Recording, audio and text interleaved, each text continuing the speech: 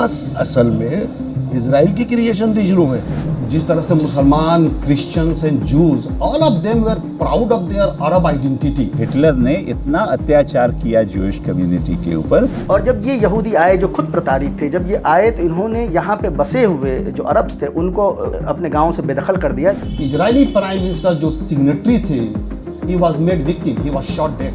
इतिहास हमें सिखाता है कि किस तरह से अगर आप एक फ्रैंकेनस्टाइन मॉन्स्टर क्रिएट करते हैं तो मॉन्स्टर आके खुद ही फ्रैंकेनस्टाइन को खा जाता है।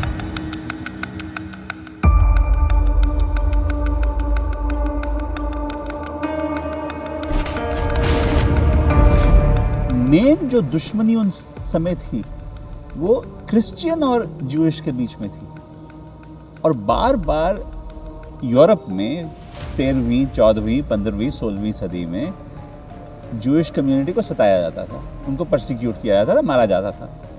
अजीब अजीब कहानियाँ बनाते थे लोग कि ये बच्चों का खून पीते हैं, ये ऐसे करते हैं, ऐसे करते हैं, अजीब अजीब कहानियाँ। तो जितना अत्याचार क्रिश्चियनिटी ने ज्यूज पे किया, उस समय ये बड़े आराम से बगदाद में, दमेस्कस में, कायरो में अपनी ज़िंदगी जी रहे थे। तो अरब कंट्रीज में थे, कोई प्रॉब्लम नहीं थी। ऑटोमन एम्पायर में प्रॉब्लम, ऑटोमन एम्पायर में ज्यूज को कोई प्रॉब्लम नहीं थी। ऑटोमन इस्तांबुल में, कॉन्स्टेंटिनोपल में वो खुद बुलाते थे ज्यूज को।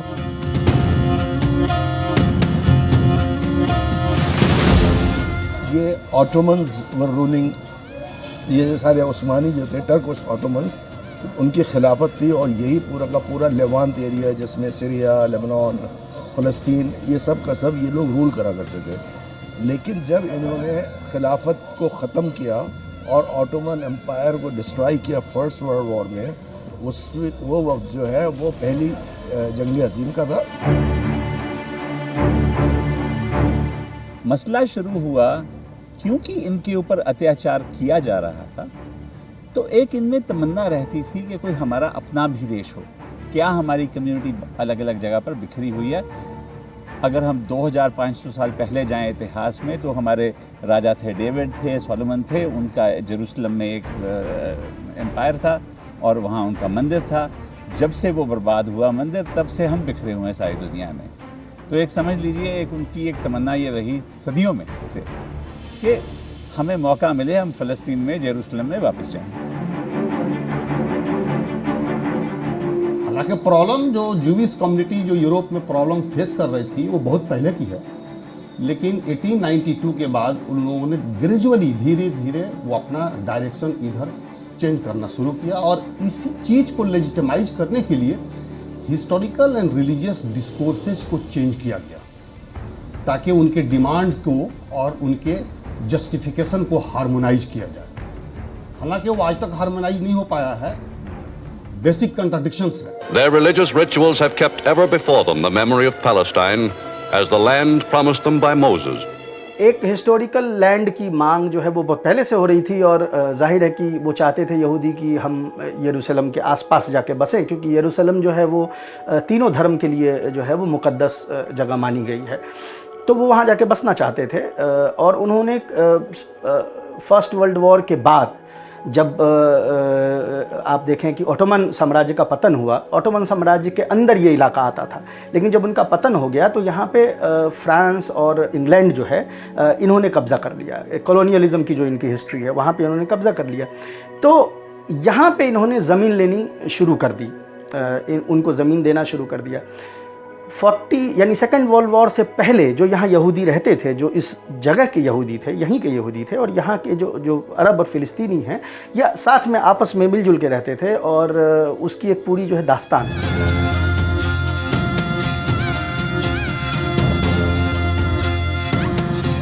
जो ज्यूइश कम्युनिटी अरब में रह रही थी उसके साथ कोई प्रॉब्लम ही नहीं था। उसके साथ तो ये इजराइल का प्रोजेक्ट जो था वो क्रिएट कराया, जब कॉलोनियल मूवमेंट इस इजरायली प्रोजेक्ट को इम्प्लीमेंट करने का डिसाइड किया, और फिर उनको इनकरेज किया कि तुम माइग्रेट करो इस रीजन से वहाँ जाओ। और वो माइग्रेशन की जो फोर्स माइग्रेशन थी या परसुएडेड माइग्रेशन थी, जो कुछ आप नाम दीजिए, वो वहाँ पर प्रॉब्लम क्रिएट करना शुरू हुआ। अदरवाइज उसके पहले जिस तरह से मुसलमान, Christians and Jews, all of them were proud of their Arab identity. जब मैंडेट फ़लस्तीन का और जॉर्डन को तो मिला, ब्रिटेन को, और सीरिया और लेबनान जो है वो फ्रांस के मैंडेट में गए। तो लेबनान और सीरिया तो फ्रांस के मैंडेट में आ गए, लेकिन जॉर्डन और फ़लस्तीन वो आए ब्रिटेन के अंडर में। जब ब्रिटेन के अंडर में आए तो इनके जो कैबिनेट सेक्रेटरी थे, फॉरेन सेक्रेटरी थे, उसका नाम बेलफोर्ड था। तो उन्होंने ये एक डिक्लेरेशन किया कि साहब हम जो है वो आधा जो फ़लस्तीन है वो एक होमलैंड ज्यूइश स्टेट हम कर देंगे। बाल्फोर साहब चाहते थे कि जो फर्स्ट वर्ल्ड वॉर में जंग चल रही है उसमें हमें जूइश जो बैंकर्स हैं, फाइनेंशियल कम्युनिटी जो है उसमें खास करके रॉथशाइल्ड फैमिली बड़ी मशहूर थी, उनकी सपोर्ट मिले, पैसा मिले उनसे। तो जब उन्होंने ये पैसे की मांग की तो वाइजमैन साहब गए उनके पास कि भाई हम तो सपोर्ट करेंगे, आप भी हमारी मदद कीजिए कि हमारे कोई फ़लस्तीन में जगह बन जाए। तो एक उन्होंने चिट्ठी लिख के दे दी बिना किसी से पूछे, जिसमें कह दिया कि his Majesty's government will look favourably at the establishment of a Jewish homeland in Palestine.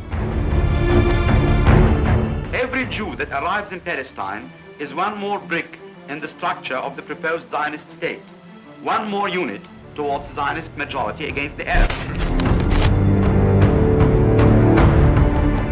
उसी के डिक्लेरेशन में वो अरबों ने नहीं माना। उन्होंने कहा कि ये हमारे यहाँ के तो है नहीं, ये लोग तो आप कैसे हमें जो है वो इनको बाहर से लेके आएंगे।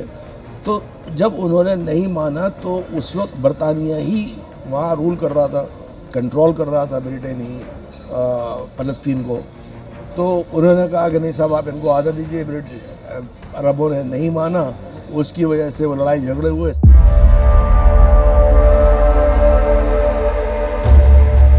असली मसला शुरू हुआ सेकेंड वर्ल्ड वॉर में, जब हिटलर ने इतना अत्याचार किया जूइश कम्युनिटी के ऊपर।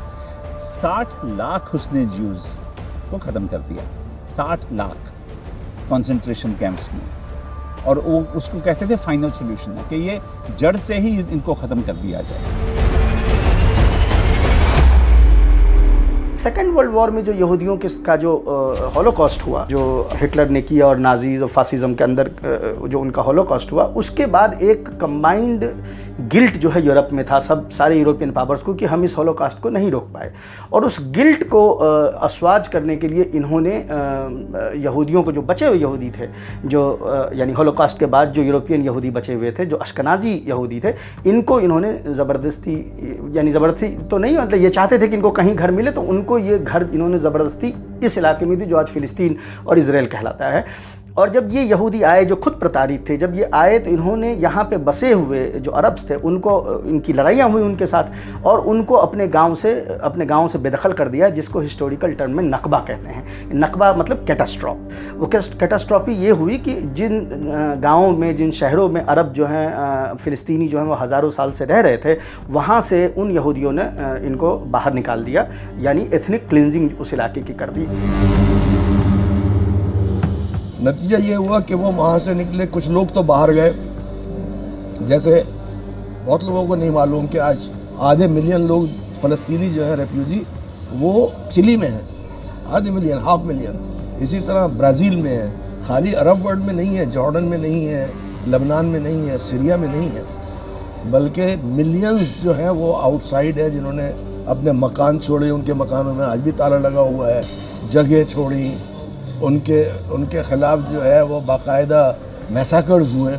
और उसके बाद यहूदियों ने उसके ऊपर कब्ज़ा कर लिया और इज़राइल जो है वो बहैसियत एक स्टेट उसको दुनिया ने कबूल कर लिया, यूनाइटेड नेशन ने उसको एक्सेप्ट कर लिया। This conference urges the British government to abrogate the policy and to open Palestine to unrestricted Jewish immigration and resettlement. United Nations में भी आप देखें जो डोमिनेंट पावर्स थी, यानी उस ज़माने में सोवियत यूनियन डोमिनेंट पावर था, ब्रिटेन डोमिनेंट पावर था, अमेरिका तब डोमिनेंट पावर बन रहा था, डोमिनेंट पावर हुआ नहीं था। इन्होंने सपोर्ट किया ये 2 स्टेट का, और इन्होंने एक फ़िलिस्तीन और एक इजरायली स्टेट का जो है जनरल असेंबली में इन्होंने प्रस्ताव पारित करवा दिया। हाँ, अरबों ने तस्लीम नहीं किया। उन्होंने कहा कि वर्ल्ड पावर आके डिसाइड कर लेती है कि हमारे गांव और हमारे शहर जो हैं यहूदियों को दे दिए जाएंगे।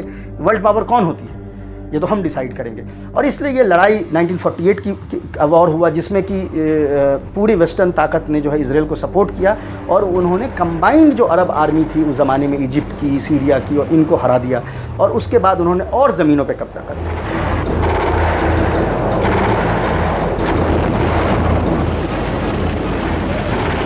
मतभेद चलता रहा, PLO की स्थापना हो गई कि किस तरह से पैलेस्टाइन को लिबरेट किया जाए इजराइल से। उस समय पैलेस्टीनियन लोग जो थे वो इजराइल को 1 इंच भी देने के लिए तैयार नहीं थे। इजराइल और स्ट्रांग होता गया, इकोनॉमी बढ़ती गई, मिलिट्री बढ़ती गई। उनके लिए एक साइकोलॉजिकल फैक्टर था कि 2500 साल के बाद हमें अपना घर मिला, अपनी जगह मिली, अब तो नहीं छोड़ेंगे। इतने सदियां हमने सारी दुनिया में धक्के खाए मार से ही। उनके नज़रिए से देखिए तो वो भी सही है, अरब के नज़रिए से भी देखें वो भी सही है। वो कहते हैं भाई तुम कहाँ से आ गए, मैं तो मुश्किल तुम्हें तंग किसी ने किया, मुश्किल मेरे लिए बन गई।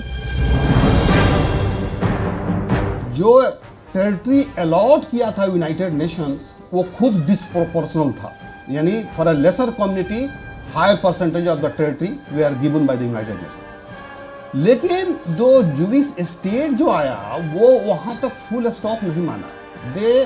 वो अपना एक्सपेंशनिज्म कंटिन्यू रखे और जो उनके चीफ पैटर्न्स हैं led by the Anglo sanction group of country, जिसमें अमेरिका, ब्रिटेन ये आते हैं, assisted by the European powers, वो कंटिन्यू रखे उस एक्सपेंशनिज्म को। एक तो ये डेवलपमेंट हुआ। दूसरा डेवलपमेंट आपको ये कहूँ कि जितना भी यूनाइटेड नेशंस की जो रिजोल्यूशंस पास हुआ सिक्योरिटी काउंसिल से, एक भी रिजोल्यूशंस इजराइल ने इंप्लीमेंट नहीं किया। Either it was implemented by the partially और fully by the Palestinians, but not a single resolution was implemented by Israel. जो फ़लस्तीन 1948 का था वो तो इजराइल के पास चला गया, जो ये गाज़ा की पट्टी थी वो इजिप्ट के पास थी, और जो वेस्ट बैंक था वो जॉर्डन के पास था। तो ये सिचुएशन रही 1948 से और 1967 तक। 1967 में इजराइल ने अचानक हमला किया और उन्होंने हमला करने के बाद गाज़ा पट्टी को जो इजिप्ट के अंडर में थी उसके ऊपर भी कब्ज़ा कर लिया, और इसी तरह वेस्ट बैंक जॉर्डन जिसके ऊपर हुकूमत थी, जैसे जॉर्डन के कंट्रोल में था, जहाँ अल-अक्सा मस्जिद भी है जिसको यरूशलेम की मस्जिद भी है, या ईस्ट यरूशलेम, उसके ऊपर भी कब्ज़ा कर लिया। तो ये सब 1967 में इन्होंने कब्ज़ा किया। अब ये अरब देशों के लिए बहुत एक ह्यूमिलिएशन थी, शर्म की बात थी कि छोटे से देश से हार गए। 73 में योम किप्पुर, जो उनका ज्यूज़ का बड़ा एक होली डे होता है, बड़ी महत्ता है उसकी, पाठ पूजा करते हैं वो सारे। उस दिन को इजिप्ट और सीरिया ने कोऑर्डिनेट करके सरप्राइज अटैक किया।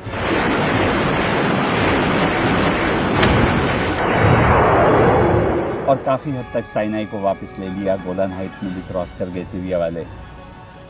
अमेरिका ने पूरी इजराइल की मदद की। वो लड़ाई जब ख़त्म हुई 73 की, तो समझिए बराबरी पर हुई। लेकिन उस लड़ाई का एक पॉजिटिव अंजाम निकला वो था कैंप डेविड एग्रीमेंट 1978 का, जिसमें इजिप्ट और इजराइल के बीच समझौता हो गया। यासर अराफात ने और उसके PLO ने, पैलेस्टाइन लिबरेशन ऑर्गेनाइजेशन ने, जो कई ऑर्गेनाइजेशंस फ़लस्तीनियों की थी, उनको मिला के एक ग्रुप था पूरा, it was an umbrella group जिसे कहते हैं। तो उन सब ने मिलके जो है ये अकॉर्ड साइन कर लिए 2 पीस। यासर अराफात और जो ज़माने में प्राइम मिनिस्टर थे इजराइल के, उन दोनों को नोबेल पीस प्राइज़ भी मिला उन दोनों को, कि उन दोनों ने पीस की तरफ आगे बढ़ाया।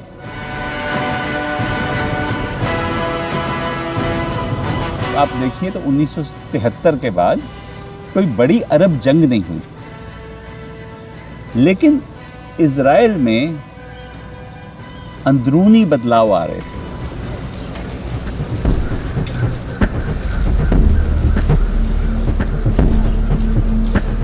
92 में अमेरिका के कहने पर, क्योंकि सोवियत यूनियन का डिसइंटीग्रेशन हो गया था और अरबों को यह लगने लगा, खासकर फिलिस्तीनियों को लगने लगा कि एक बड़ा सुपर पावर जो उनके पीछे कभी खड़ा रहता था आज वो ख़त्म हो चुका है, तो शायद जो है अब वो इसको सस्टेन न कर पाएँ आर्म स्ट्रगल को। तो उन्होंने अमेरिकन प्रेशर में आके और इस हालात के मद्देनज़र उन्होंने वो ओस्लो अकॉर्ड किया, जिसमें उनसे तमाम वादे जो है अमेरिका ने किए और इजराइल ने किए।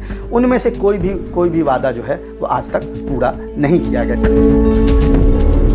ये ओस्लो डील उसी वक्त जो पैलेस्टाइन के सबसे बड़े स्कॉलर थे एडवर्ड सईद, उन्होंने इसके अंदर क्या कमी थी इसको पॉइंट आउट किया था और उसने ये कहा था कि ये बगैर एड्रेस किए हुए जो ये पीस डील कहा, ये पीस डील नहीं है, ये बड़ा डेंजरस सफल अख्तियार करेगा जो बिल्कुल आंखों के सामने है, दुनिया में सही साबित होगा। उस ओस्लो पीस डील के जो 3 बेसिक फॉल्ट लाइंस, जो फ्लॉज हैं, वाकई में वो डेंजरस है। उसने पैलेस्टीनियंस की पूरी लेजिटिमाइज, उनकी जो फ्रीडम स्ट्रगल थी उसको डीलेजिटिमाइज कर दिया, उनको डिफेंसिव बना दिया। एक तो ये था कि उसने जो वेस्ट बैंक एंड गाजा था और स्पेशली वेस्ट बैंक को, उसको उस टेरिटरी को 3 हिस्सों में ABC करके डिवाइड किया और इस डिवीजन की वजह से इजराइल की legitimacy over the land and on the land को लेजिटिमेसी मिली। Israel became a legitimate partner. Sign हो गया था, सब कुछ हो गया था, लेकिन लागू नहीं हो पाया। सक्सेसिव गवर्नमेंट्स आई, सारी गवर्नमेंट आज 30 साल हो गए। अकॉर्ड जो साइन हुआ, साइन होने के फौरन कुछ महीनों के बाद इजरायली प्राइम मिनिस्टर जो सिग्नेटरी थे, he was made victim, he was shot dead. Jewish extremist जो एलिमेंट था इजराइल में, उन्होंने अपने ही प्राइम मिनिस्टर को गोली मार के जो है ख़त्म कर दिया और इसी तरह यासर अराफात को बाद में सीज कर लिया। एंड उसके फौरन बाद जो पॉलिटिकल पार्टी पावर में आई, वो इसी नाम पर मैंडेट लेके आई कि my sole objective is to undo the Oslo accord. अब सत्ता उनके हाथ में और वो तो चाहते हैं कि ये हमारी पुरानी जमीन थी, ये फलस्तीनियों का हक ही कोई नहीं है, 1-1 इंच हमें मिलनी चाहिए। तो जो भी फैसला हुआ था कैंप डेविड में, जो भी ओस्लो अकॉर्ड हुए थे जो 90s में, वो सब छोड़कर आपने देखा कि पिछले कई सालों से 2 चीज़ें हो रही हैं। एक तो वेस्ट बैंक का जो एरिया है, वहाँ इजरायलीज़ की सेटलमेंट्स जो है बढ़ती जा रही हैं और करीब आज के दिन में 5 लाख से ऊपर इजरायली सेटलर वेस्ट बैंक में भी पहुँच गए। तो फलस्तीनी कहते हैं भाई अब हम यहाँ के भी नहीं रहे। उसी समय जब आप गाज़ा का हाल देखो, और गाज़ा और फ़लस्तीन के बीच बस एक सड़क है, जुड़े हुए नहीं हैं वो, तो करीब 22 लाख फ़लस्तीनी जो हैं गाज़ा में एक 225 स्क्वायर किलोमीटर के एरिया में फंसे हैं। उसको दुनिया की सबसे बड़ी खुली जेल कहते हैं। ओस्लो अकॉर्ड जो कभी रद्द नहीं हुआ था, उसके मुताबिक हमने फ़िलिस्तीनी अथॉरिटी बनाई। महमूद अब्बास जो कि अभी वहाँ के प्रेसिडेंट हैं, हम फ़िलिस्तीन को रिकग्नाइज करते हैं। गाज़ा में के जो टोटल पॉपुलेशन है वो 80% उसमें रेफ्यूजीज हैं। जो 1948 के रेफ्यूजीज गए थे वो सब ज़्यादातर गाज़ा में सेटल हो गए थे। तो 80% गाज़ा में रेफ्यूजीज हैं 1948 के।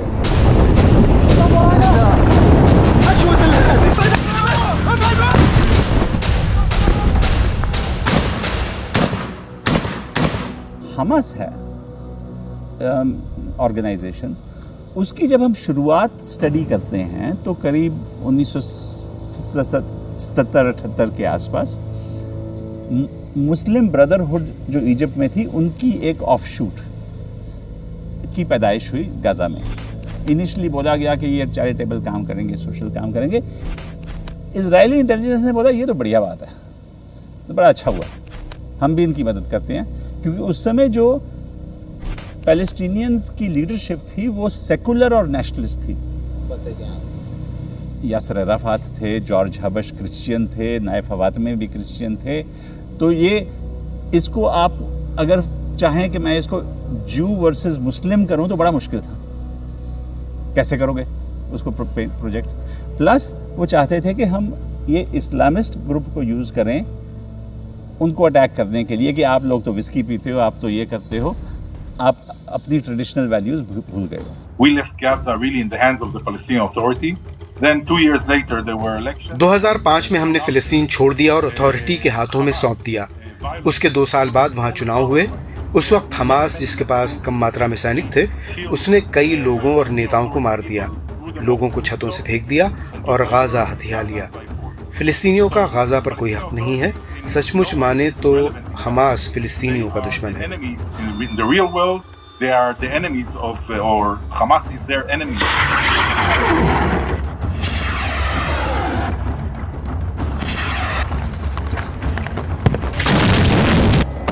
देखिए, हमास का उदय हुआ फॉर्मली 87 दिसंबर 88 में। 67 वार में इजराइल ने पैलेस्टाइन, होल ऑफ पैलेस्टाइन के साथ साथ उसने मेजर अरब लैंड्स को भी कैप्चर किया। गोलान हाइट ऑफ सीरिया का गया, कुछ पार्ट ऑफ लेबनान का गया और सिनाई पेनिनसुला गया। उसके अंडर ऑक्यूपेशन आया। इसने अरबों को बहुत ही डेमोरलाइज किया। तीसरा ये हुआ कि ये जो पैलेस्टाइनियन लीडरशिप थी वो उसको फोर्स किया गया कि वो लेबनान से वहाँ से छोड़ के वो जाए। फिर लेबनान छोड़ा मिलिट्री एक्शन के बाद, तो वो ट्यूनिसिया गया। ट्यूनिसिया में दे विल फोर्स, वहाँ से वो लोग अल्जीरिया में गए। अब 2 चीज़ हुआ कि इनसाइड पैलेस्टाइनियन लीडरशिप खत्म हो गई, outside Palestinian leaders they are forced to leave far far away from the border, और अरब डेमोरलाइज हो गया। इस पैथेटिक कंडीशंस में हमास की movement within local movement के तरफ से इमर्ज करती है।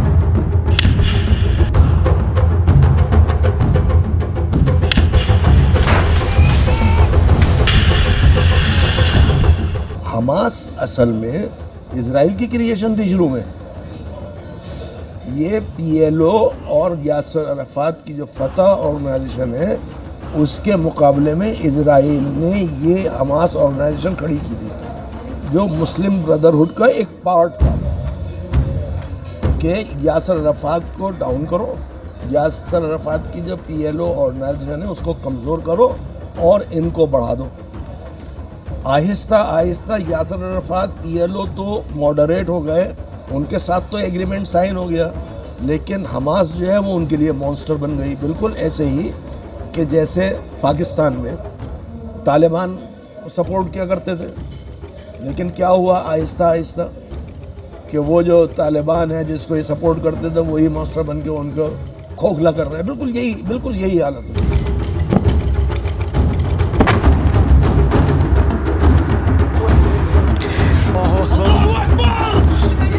अजीब बात है ये कि इज़राइल ने उस समय सपोर्ट किया, आज तक भी, मतलब अगर समझें आप तो इज़राइल की कोशिश रही है कि महमूद अब्बास को और पैलेस्टाइन अथॉरिटी को कमज़ोर किया जाए, हमास को चलने दिया जाए। लेकिन इतिहास हमें सिखाता है कि किस तरह से अगर आप एक फ्रैंकेनस्टाइन मॉन्स्टर क्रिएट करते हैं तो मॉन्स्टर आके खुद ही फ्रैंकेनस्टाइन को खा जाता है। The aim of Hamas was not to try and conquer territory. Hamas का उद्देश्य जमीन हासिल करना नहीं था। हमास का उद्देश्य था कि शांति के सारे रास्ते बंद हो जाएं। वो भी तब जब इजराइल शांति के समझौते के रास्ते तैयार कर रहा था। Exactly when Israel was on the verge of a historic peace treaty.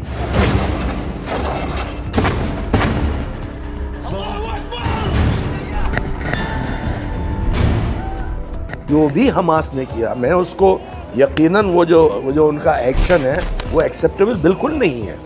आप जो है वो इस तरह नहीं कर सकते। इट वॉज ए शॉक, ये बाकायदा एक सदमा था जो भी उन्होंने एक्शन दिया। वो जो पुराने बुश के ज़माने में शॉक एंड ऑ कहते थे, तो no doubt about it, it was ये हमास की तरफ से शॉक है।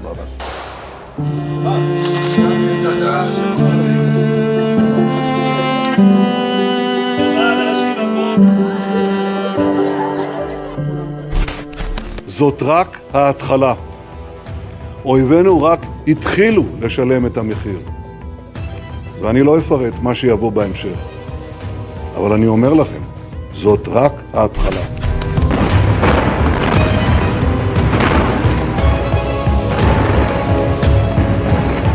पीएलओ को लोग कौन है? पीएलओ के लोग ठीक है पैलेस्टीनियंस हैं, लेकिन ये वो लोग हैं, पीएलओ उन लोगों ने बनाया जो they had a long history of living outside, जिनकी फैमिली 47 में ही अपरूट हो गई थी या उसके बाद से अपरूट हो गई। लेकिन हमास के वो लोग हैं जिनकी जड़ें they had never left Palestine. वो हम देख रहे हैं, वो इतिहास दोहरा रहा है, लेकिन इसमें जो एक मैं समझता हूँ जो अंदर की डीप बात है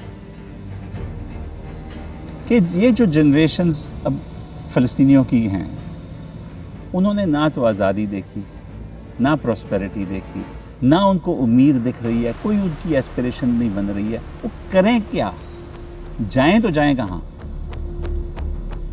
और उसमें फिर आप देखते हैं कि एक्सट्रीमिज़म पैदा होती है। लोग जो कुछ भी इंतकाम के लिए अपनी जान की परवाह नहीं करते, अत्याचार भी करते हैं। इतना घटिया ब्रूटल अटैक जिस तरह की किया उन्होंने इजराइलियों के ऊपर, बूढ़ों को, बच्चों को ख़त्म किया। एक डीह्यूमनाइजेशन हो रही है जहाँ इंसान को इंसान नहीं समझते। So because of religious fanaticism, their focus is not on this world. जब फोकस इस दुनिया पर ना हो, इस दुनिया में मुसीबत झेल रहे लोगों पर ना हो और किसी दूसरी दुनिया पर ही फोकस हो, तो ये बहुत बड़ी समस्या है, क्योंकि इस तरह के लोग पूरी दुनिया का खात्मा करने पर तुले हैं और इस सब में आम लोग मुसीबत झेल रहे हैं क्योंकि इन्हें लोगों की कोई परवाह ही नहीं है। And inflict again terrible suffering on millions, on billions of people because they just don't care about it. ये निकल के आएगा इंटरनेशनल एरेना में कि इस मसले का क्या किया जाए। ये वापस पलट के पूरा इशू जो है वो सामने आया है।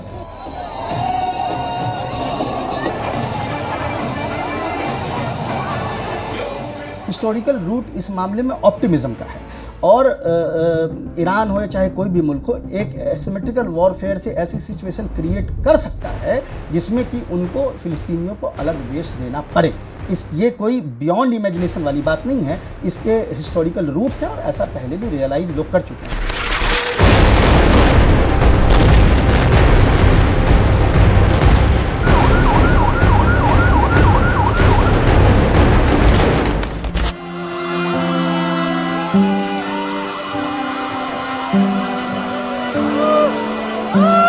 أنا بطلع كشاف قاعد